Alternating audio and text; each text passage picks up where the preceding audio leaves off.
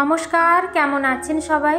মধুমিতার আবারও একটা নতুন ব্লগে আপনাদের সবাইকে জানাই স্বাগত।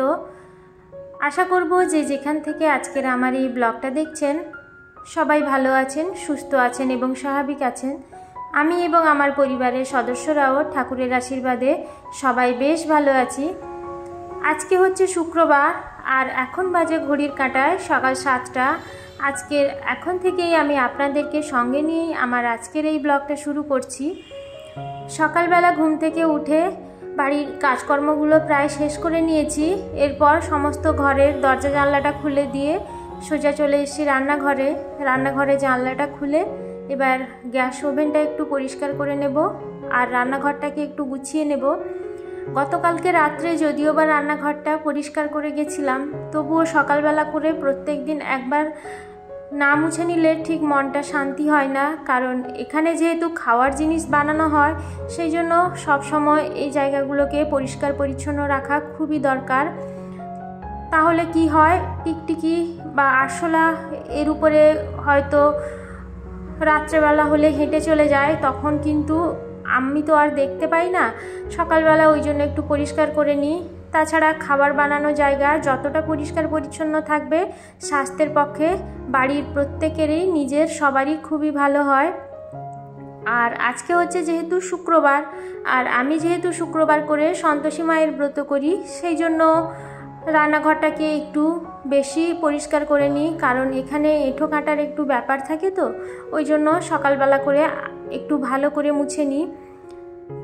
আজকে হচ্ছে মেঘলা ওয়েদার। সকাল থেকে উঠে দেখছি আকাশ মুখ ভার করে আছে, চারিদিকে ঘন কালো মেঘ হয়ে আসছে। তাড়াতাড়ি করে কাজকর্মগুলো করে স্নান করে পুজোটা সেরে নেব। কারণ বৃষ্টি চলে এলে কিন্তু পুজো করতে ভীষণই অসুবিধে হবে। কারণ বাইরে ফুল তোলা, তুলসীর মন্দির ধোয়া, তারপরে ঠাকুরের বাসন মাজা, এগুলো কিন্তু বাইরেই করতে হয়। যদি বৃষ্টি চলে আসে তাহলে আমাকে বৃষ্টিতে ভিজে ভিজেই কাজগুলো করতে হবে। তো এইদিকে দেখুন স্নান করে ঠাকুরের পুজো দিয়ে দিয়েছি। তারপরে দেখি মুষলধারে বৃষ্টি নেমে এসছে। সেজন্য ভাবলাম যে কাপড় চোপড়গুলো যেগুলো কেচেছিলাম ওগুলো পরে শুকাতে দেব বৃষ্টি কমলে। তার আগে আপনাদের সঙ্গে কিছু জিনিস শেয়ার করি।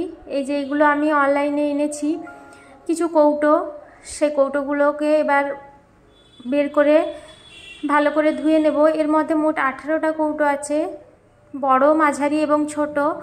খুবই দরকার এই কৌটোগুলোর, ওই জন্য একটু সাদা দেখে এনেছি, যাতে সহজে কোনো জিনিসপত্রগুলো থাকলে সহজে বুঝতে পারি, তাহলে নিতেও যেরকম সুবিধে হয়, দেখতেও বেশ ভালো লাগে। আর সেই কৌটোগুলোকে এখন একটু পরিষ্কার করে নিচ্ছি, কারণ ওইভাবে তো আর জিনিসপত্রের মধ্যে ঢালা যাবে না। সেই জন্য একটু সাবান দিয়ে এগুলোকে ভালো করে পরিষ্কার করে নিচ্ছি। ওই যে বাসন মাজার ভীম লিকুইড, ওই লিকুইডটা দিয়েই একটু ভালো করে পরিষ্কার করে নিচ্ছি। তারপরে কৌটোগুলোকে উপুড় করে দেব, জল ঝরে গেলে তারপরে এর মধ্যে জিনিসপত্রগুলো ভরবো। আসলে মধ্যবিত্ত পরিবারের প্রত্যেক গৃহিণীর যদি ছোট ছোট আশা পূরণ হয় তাহলে কিন্তু প্রচণ্ড ভালো লাগে। আমার তো খুবই ভালো লাগে যখন ছোট ছোট কোনো জিনিসপত্র কিনি রান্নাঘরের জন্য, তখন আমার ভীষণই ভালো লাগে। রান্নাঘর কিংবা ঘরের জন্য ঘর সাজানোর কোনো জিনিস হোক বা ঘরের প্রয়োজনীয় কোনো জিনিস যখন কিনি তখন কিন্তু বেশ ভালো লাগে। শাড়ি গয়না নিজের প্রয়োজনীয় জিনিসের থেকেও যেন এখন এই জিনিসগুলো আমার কাছে বেশি প্রিয় এবং বেশি যত্নের হয়ে উঠেছে।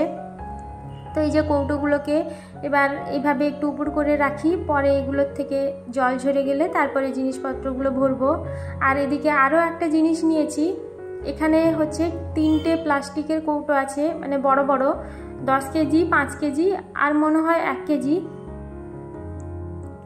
1 কেজি বা 3 কেজি হবে মনে হয়। তো 3টে কৌটো নিয়েছি। এই কৌটোগুলোতে একটাতে রাখবো চাল, আর একটাতে রাখবো আটা, আর একটাতে রাখবো যেসব ছোট ছোট জিনিসপত্রগুলো খোলা অবস্থায় থাকে, ধরুন চাউমিন কিংবা বড় সড়ো কোনো প্যাকেট যদি থাকে ওই খোলা অবস্থায়, ওইগুলোকে ওর মধ্যে ঢুকিয়ে রাখবো, কিংবা মশলার যেগুলো বাড়তি প্যাকেটগুলো থাকে ওর মধ্যে ঢুকিয়ে রাখবো। এই যে চালটা ঢুকিয়ে দিয়েছি। আসলে ওই বড় বালতিটা বসে থাকে তো রান্নাঘরের জায়গাটা যেমন খুবই নিয়ে নেয় আর খুব অসুবিধে হয়, সেই জন্য ভাবছি ছোট এই কৌটোগুলোতে ঢুকিয়ে রাখবো। আর বড় বালতিটা এমনি বাইরে রাখবো, ওটাতেও চাল ভরে রাখবো, ছোটোটাই যখন শেষ হয়ে যাবে ওখান থেকে নিয়ে নেব। আর এই যে বেশি আটা নেই, একটা ছোট্ট প্যাকেট আটা এসেছিলো 1 কেজি, ওটাকেই এখন ভরে রাখছি, পরে যখন বেশি আসবে তখন সেটাও এর মধ্যে ঢুকিয়ে রাখবো। বেশি দাম না হলেও খুব কম দামে কিন্তু ঘরের জিনিসপত্র হোক বা নিজের হোক ভালো লাগে নতুন কোনো জিনিস ব্যবহার করতে, কিংবা নতুন কোনো জিনিস আসলে সেটা খুবই ভালো লাগে। তো এদিকে এই যে বৃষ্টিটা কমে গেছে, এখন একটু রোদ বেরিয়েছে, সেই জন্য জামা কাপড়গুলো শুকোতে দিয়ে দিচ্ছি। কারণ বৃষ্টির সময় জামা কাপড় কিন্তু না শুকোলে ভীষণই বাজে লাগে, বৃষ্টি ওয়েদার তো আরও বেশি বাজে। তো এদিকে জামা কাপড়টা শুকিয়ে গেলেই আর কোনো চিন্তা নেই আমার। বৃষ্টিকালেই আমার প্রচণ্ড ভালো লাগে, কিন্তু একটাই আমার অসুবিধা হচ্ছে, এই যে জামা কাপড়গুলো শুকোয় না। তো এদিকে জামা কাপড়গুলো শুকোতে দিয়ে সোজা চলে এসেছি রান্নাঘরে। তো ছেলের আবদার একটু আমাকে পাঁপড় ভেজে দাও। তো এদিকে তেলটা এতটা পরিমাণে গরম হয়ে গেছিলো, পাঁপড়টা দেওয়ার সাথে সাথেই লাল হয়ে গেছে। তো ভাবছি এগুলো আর ছেলেকে দেবো না, কারণ বেশি ভাজা হয়ে গেছে, হয়তো তেতো লাগবে খেতে, সেই জন্য ওর জন্য একটু সাদা সাদা করে ভেজে দিচ্ছি। ও এগুলো খেতে থাক, ততক্ষণে আমি রান্নার জোগাড় যন্ত্র করে রান্নাটা শুরু করে দিই। কারণ বেলা অনেকটাই হয়ে গেল, বৃষ্টির জন্য কিন্তু অনেকটাই বেলা হয়ে যায় রান্না করতে, আর বাড়ির সমস্ত কাজকর্ম করতেও একটু দেরি হয়ে যায়। তো এদিকে ভাতটা বসিয়ে দিয়েছি, আর এদিকে আলু বেগুন আর উচ্ছে পুঁই শাক দিয়ে একটা তরকারি করব, আর ডাল।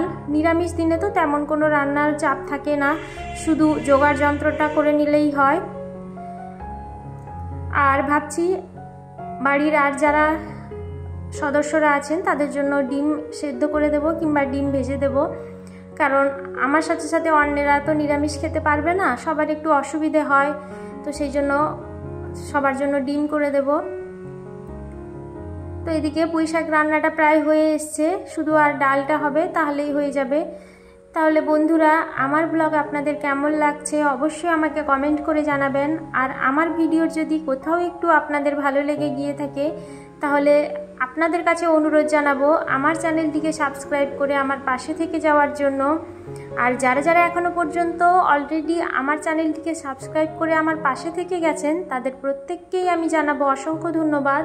আপনারা এভাবেই আমার সাথে থাকুন, পাশে থাকুন, যাতে আমি আগামী দিনের পথ চলাটা আরও সুন্দর করে করতে পারি, কিংবা আমি সাফল্যের দিকে এগিয়ে যেতে পারি। আর এদিকে ডালটাও হয়ে এসছে, ডালটা প্রেসার কুকারে সেদ্ধ করে নিয়েছিলাম, এবার ফোড়নে দিয়ে দিয়েছি, একটু গাজর দিয়েছি ওর মধ্যে, যাতে ছেলেকে মাখিয়ে খাওয়াতে পারি, ও একটু মিষ্টি মিষ্টি হলে ভাতটাও সুন্দর খেয়ে নেবে। রান্নাবান্না শেষ হয়ে গেছে, এবার রান্নাঘরটাকে পরিষ্কার করে নেব। আর এই যে গ্যাস ওভেনটাকেও মুছে নিচ্ছি, কারণ রান্না করতে গিয়ে ওই যে ডাল যখন ঢালছিলাম তখন দেখেছিলাম যে গ্যাসের চারিদিকে ছিটিয়ে পড়েছে, আর ভাত রান্না করার সময়ও ফ্যানটা একটু চারিদিকে পড়ে গেছিলো, তো সেগুলোই শুকিয়ে গেছে, সেগুলোকে একটু ঘষে পরিষ্কার করে নিচ্ছি। প্রত্যেক দিন যদি এইভাবেই পরিষ্কার করে নেওয়া যায়, তাহলে কিন্তু রান্নাঘর একেবারে তেল চিটচিটে মুক্ত করা যায়। কিন্তু পরিষ্কার না করলে, যেহেতু এখানে কোনো কিচেন চিমনি নেই, পরিষ্কার যদি না করি তাহলে কিন্তু এখানে কোথাও কোনো হাত দেওয়া যাবে না, এত তেল চিটচিটে হবে।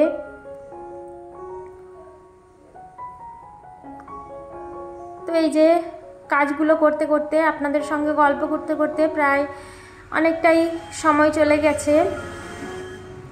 এখন প্রায় বিকেল হয়ে এসছে, দুপুরে খাওয়া দাওয়াও শেষ হয়ে গেছে, এবার রান্নাঘরটা এবার মুছে নেব। আর এতটা গরম লাগছিল, তো ওই জন্য কাপড়টাও চেঞ্জ করে নিয়েছি, কারণ পুরো ভিজে গেছিলাম রান্না করতে এসে, তো ভিজে গায়ে ওইভাবে ঘেমে থাকতে ইচ্ছে করে না, ওই জন্য কাপড়টা চেঞ্জ করে নিয়েছি। এবার রান্নাঘরটা মুছে নেব।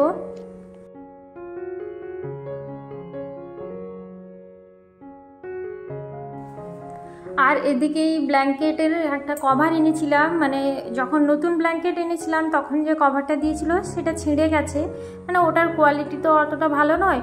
তো বিয়ের সময় সেটা এনেছিলাম, তো এখন 6-7 বছরে ওটা ছিঁড়ে একেবারে নষ্ট হয়ে গেছে, ওই জন্য একটা ব্ল্যাঙ্কেট কভার নিয়েছিলাম, ওটাকে এবার ব্ল্যাঙ্কেটটা এর মধ্যে ঢুকিয়ে রাখবো, নাহলে এমনি বাইরে থাকলে ধুলোবালি পড়বে, তাছাড়া দেখতেও ভালো লাগবে না। সেই জন্য এই ব্যাগটা কিন্তু ভীষণই সুন্দর হয়েছে। এর মধ্যে একটা পাতলা আর একটা মোটা দুটো ব্ল্যাঙ্কেটই ঢুকে গেছে। আর এই ব্যাগটা ভীষণই ভালো। তো এবার এটাকে রেখে দেব জায়গার মতো। আগে এই আলমারির উপরটায় রেখেছিলাম, তো দেখছি আলমারির উপরটায় এখন প্রচুর পরিমাণে ধুলো জমে গেছে। তো যখন উঠেছি তখন একটু পরিষ্কার করে নিই। তো এই যে জিনিসপত্রগুলো সব নামিয়ে রাখছি, নামিয়ে রেখে এবার ভাবলাম যে একটু পরে না হয় পরিষ্কারটা করব, কারণ এখন যদি পরিষ্কার করতে যাই গোটা হাত পা ধুলো হবে, আর সেই ধুলো গায়ে মোটে থাকতে পারবো না, স্নান করতে হবে আমাকে এখনই। সেই জন্য ভাবলাম যে একেবারে রাত্রের সমস্ত কাজকর্ম শেষ করে স্নান মানে ঘুমোতে যাওয়ার আগেই এই কাজটা শেষ করে তারপরে স্নান করে নেব, তারপরে ঘুমোতে যাব। নাহলে এই গরমের মধ্যে ওইভাবে ধুলো গায়ে থাকা একেবারেই সম্ভব নয়। তো এদিকে রাত্রের জন্য রুটিটা বানিয়ে নিচ্ছি। আর তরকারিটা দুপুরেই করে রেখেছিলাম, মানে আপনাদের সঙ্গে আর সেটা শেয়ার করা হয়নি। তো দুপুরের সময় তরকারিটা বানিয়ে রেখেছিলাম, সেটাই রাত্রে খাওয়া হবে, সেই জন্য আর কোনো অসুবিধে নেই। তাহলে বন্ধুরা, আজকের মতো আমি আমার ব্লগটা এখানেই শেষ করছি। আপনাদের সঙ্গে দেখা হবে আবারও একটা নতুন ব্লগ নিয়ে। ততক্ষণে সবাই ভালো থাকবেন, সুস্থ থাকবেন, সাবধানে থাকবেন। সবাইকে জানাবো অসংখ্য ধন্যবাদ এতক্ষণ পর্যন্ত আমার সাথে থাকার জন্য এবং আমার পাশে থাকার জন্য।